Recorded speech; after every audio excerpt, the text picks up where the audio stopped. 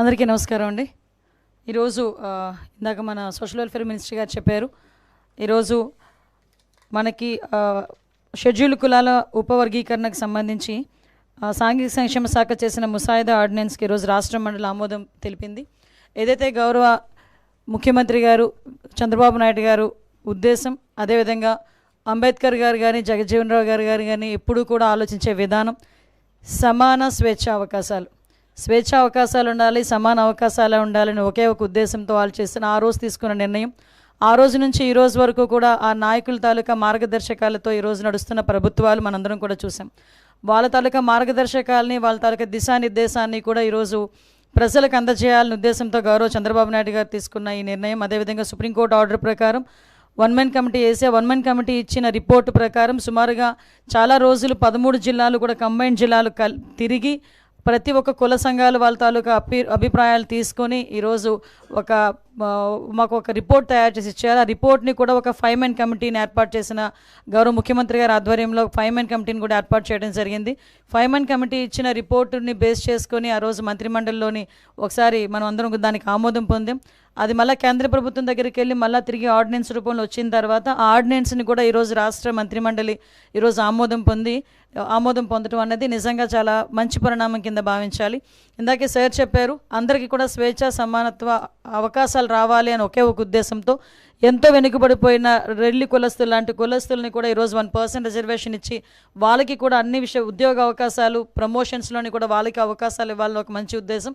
అదేవిధంగా మిగతా ఉపకులాలకు సంబంధించి ఓవరాల్గా 59 ఉపకులాల్లోని కూడా అందరికీ కూడా సమాన అవకాశాలు రావాలని ఈరోజు మంత్రిమండలి తీసుకున్న నిర్ణయాన్ని స్వాగతిస్తూ ప్రజలందరికీ కూడా తెలియజేయటమైంది. అదేవిధంగా మీ అందరికీ తెలిసింది, ఇది పాత సెన్సస్ 2011 సెన్సస్ ప్రకారం రాష్ట్రాన్ని ఒక యూనిట్గా తీసుకోబడింది.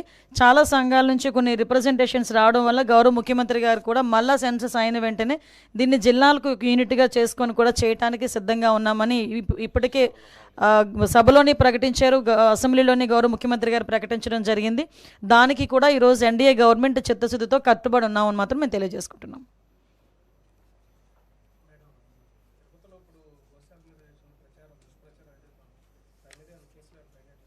ఆల్రెడీ కేసు కడుతున్నామండి. ఎందుకంటే విషయం ఏంటంటే ఇప్పుడు తిరుపతి అనేసరికి ఒక ఆధ్యాత్మిక ప్రదేశం, దాని మీద చాలా సెంటిమెంట్ ఉంటుంది.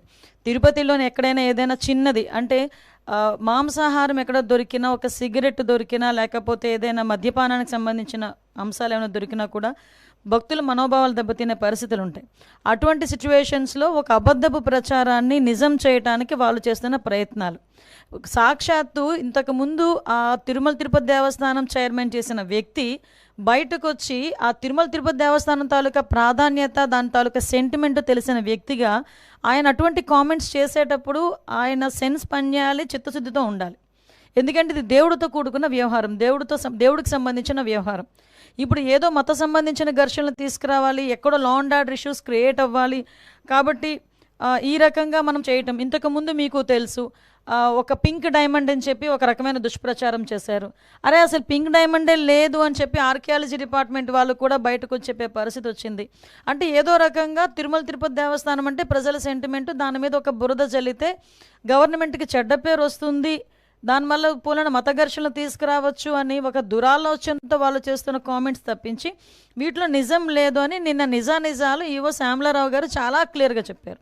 ఎంత దౌర్భాగ్యం అంటే అక్కడ ఈవెన్ ఆ గోశాలకి 2023 నుంచి విజిలెన్స్ అధికారులని కూడా లోపలికి రానివ్వని పరిస్థితి, అంటే లోపల ఏం జరుగుతుందో కూడా తెలియని పరిస్థితి. అదేవిధంగా కనీసం ఆవులకి ఇచ్చే దానాన్ని కూడా కల్తీ చేసి అందులో కూడా కనీసం నాణ్యత లేని దానాలని కూడా పెట్టే పరిస్థితి కనిపించిందని సాక్షాత్తు ఈవో శ్యామలరావు గారు చెప్పడం జరిగింది. ఎవరైతే ఇలాంటి అసత్యపు ఆరోపణలు చేస్తున్నారో, అసత్యపు ఆరోపణలు చేసిన ప్రతి ఒక్కరి మీద కంపల్సరీగా చర్యలు ఉంటాయి. వీళ్ళు ఎలాగ మ్యానిపులేట్ చేస్తున్నారంటే మీకు ఒక ఎగ్జాంపుల్ చెప్తానండి. రీసెంట్గా మన హెలికాప్టర్ ఇష్యూ మొన్న జగన్మోహన్ రెడ్డి నడిచింది కదా, ఆ రోజు నేను మాట్లాడిన మాట ఏంటంటే భద్రత మేము 1100 మందిని భద్రతకి మేము అక్కడ అకామిడేట్ చేసాము, సో ఇది జరిగిందని క్లియర్గా చెప్తే నెక్స్ట్ డే సాక్షిలో ఏం రాశారు తెలుసా, 1100 మంది పోలీసులు మోహరించారు అని రాశాడు. అంటే ఆ రాసిన తెలుగు చూడండి ఒకసారి, భద్రత కల్పించేమో అనడానికి మోహరించేమో అనడానికి ఎంత తేడా ఉంటుందో. అంటే వాళ్ళు అలా రాసి జనాల్ని ఒక రకమైన ట్రాన్స్లోకి తీసుకెళ్ళడానికి ప్రయత్నం చేస్తున్నారు. సో మీకు ఎగ్జాంపుల్కి ఇది చెప్పాను, వాళ్ళ మైండ్ సెట్, వాళ్ళ మైండ్ గేమ్ ఎలా ఉంటుందని చెప్పడానికి. మీరు ఇందాక మన రామానాయుడు గారు చెప్పారు, మత ఘర్షణలు తీసుకురావాలని ఏకైక లక్ష్యం. దానికి ఏం చేశారంటే పాపం పాస్టర్ ప్రవీణ్ పగడాల గారిని ఏదో రకంగా ఓన్ చేసుకుందామని చెప్పి ప్రయత్నం చేసి వాళ్ళ తాలూకా కొంతమంది మనుషుల్ని పాస్టర్గా క్రియేట్ చేసుకొని రకరకాలుగా వాళ్ళ మీద ఎంత అంటే, ఒక పాస్టర్ నోట్ నుంచి కొన్ని పదాలు మనం వినలేమండి, ఎట్టి పరిస్థితుల్లోని కూడా. అటువంటిది మేము పాస్టర్ ముసుగులో కొంతమంది బయటకు వచ్చి నోటుకు వచ్చినట్టు మాట్లాడారు. అయినా కూడా గవర్నమెంట్ చాలా నెమ్మదిగా ఉండి ఎట్టి పరిస్థితుల్లోని సమయం కోల్పోకుండా పోలీస్ డిపార్ట్మెంట్ వాళ్ళు కానీ మేము కానీ చాలా బ్యాలెన్స్డ్కి వెళ్ళాం. ఈ మధ్యకాలంలో జరిగిన సంఘటనలు మీకు తెలిసే ఉంటుంది. నరసన్నపేటలోని ఒక టెంపుల్ మీద వెళ్ళి జీసస్ వర్డ్స్ రాయించారు, ఒక చర్చ్ దగ్గరికి వెళ్ళి జై శ్రీరామ్ అని రాయించారు. అంటే ఇలాంటి సంఘటనలు చూస్తుండేటప్పుడు ఏదో విధంగా మత కల్లోహాలు తీసుకురావాలి, ఇక్కడ లా అండ్ ఆర్డర్ ఇష్యూస్ని క్రియేట్ చేయాలి అన్న ఒక దృక్పథం అన్నది చాలా క్లియర్గా కనిపిస్తుంది. ఇది నేను చాలా సందర్భాల్లో చెప్తానండి, ఒక క్రిమినల్ పాలిటిక్స్లో ఉంటే ఎటువంటి సంఘటనలు జరుగుతాయో అవే సంఘటనలు ఇప్పుడు వాళ్ళు చేయడానికి రెడీ అవుతున్నారు. బట్ మేమందరం చాలా ఫర్మ్గా ఉన్నామండి. ఎట్టి పరిస్థితుల్లోనే అటువంటి వాళ్ళు ఊహించుకొని ఏదో చేద్దాం అనుకున్నా కూడా చేసే పరిస్థితి అయితే ఉండదు. మేమందరం కూడా చాలా అలర్ట్గా ఉన్నాం.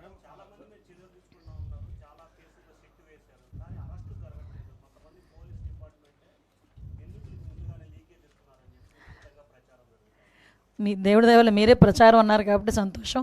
నిజంగా నేను అలాగని చెప్పి మీరు అన్నదాన్ని నేను కాదు అని చెప్పట్లేదు. ఎక్కడో అక్కడ కొన్ని మూలాలు అయితే ఉంటాయి. ఇప్పుడు మ్యాక్సిమం అంతా ప్రక్షాళన జరిగింది. ఇంకా ఎక్కడైనా మూలాలు ఉంటే కూడా మీరు చెప్పిన దాన్ని కూడా మేము కన్సిడర్లోకి తీసుకొని మేము కూడా విచారణ చేసుకుంటాం. కానీ అటువంటి పరిస్థితి అయితే యాజ్ ఆఫ్ నో మా దగ్గర ఎక్కడ లేదు. సిట్ విచారణ పూర్తయిన వెంటనే చర్యలు ఉంటాయండి. ఎందుకంటే మేము ఏదో కంగారు పడిపోయి విచారణ తీసుకొచ్చేసి మళ్ళీ వెళ్ళి వాళ్ళు కోర్టులకు వెళ్తే మేము ముట్టకెళ్ళి తినే పరిస్థితులు అయితే వెళ్ళాం. మేము చాలా క్లియర్గా సిట్ విచారణ కంప్లీట్గా పూర్తి చేసుకొని అందులో ఎవరైతే దోషులు ఉన్నారో విత్ సాక్ష్యాధారాలతో పట్టుకొని వాళ్ళ మీద చర్యలు ఉంటాయి.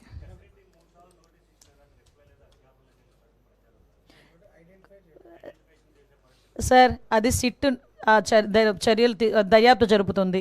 కొన్ని వాళ్ళ దర్యాప్తు జరిగేటప్పుడు మనం ఇంటర్నల్గా దానిలో మనం ఇన్వాల్వ్ అవ్వకూడదు. దర్యాప్తు పూర్తయిన తర్వాత ఎవడూ తప్పించుకోడండి. మొత్తం ఒక విషయం చెప్తున్నాను, తప్పు చేసిన వాడు ఎవడు కూడా తప్పించుకోలేడు. డెఫినెట్గా చర్యలు అయితే ఉంటాయి.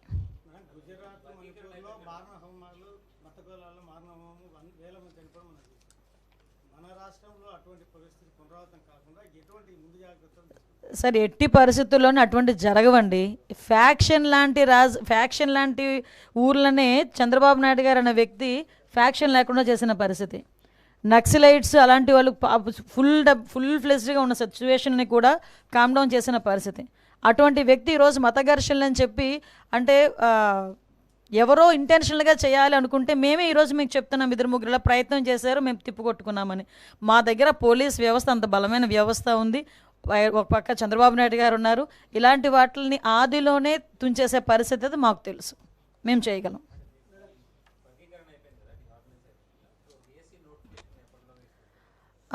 నాకు తెలిసి ఒక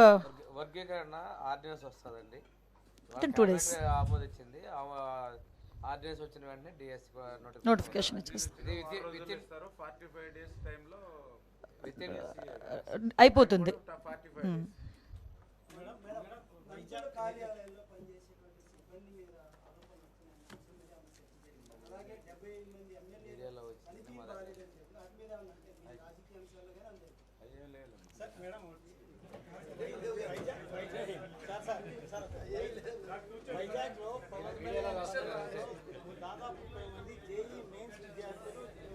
లేదండి, అలాంటిది ఏం లేదు. యాక్చువల్గా ఆ రోజు అలాంటి ఆరోపణలు వచ్చినాయి, కానీ మా సిపి ప్రతి ఒక్కరు ఫోన్ నెంబర్ని కూడా ట్రాక్ చేశారు, టవర్ డంప్ తీసుకున్నారు, వాళ్ళు లొకేషన్స్ ఐడెంటిఫై చేశారు.